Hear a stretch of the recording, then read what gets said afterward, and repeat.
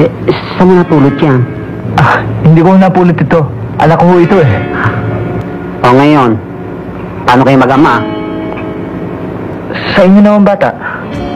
I just need someone in my life to give it structure.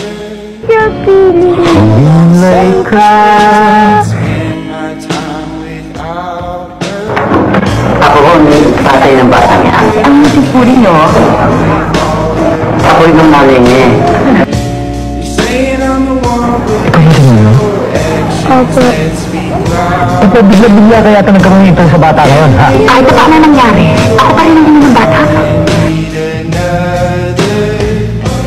Di ba kailangan mo sa atin? Sinunoy.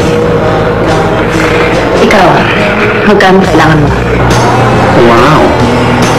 Masa na ito? Magkano? Baka hindi ka makanya. Paano kung isa ito?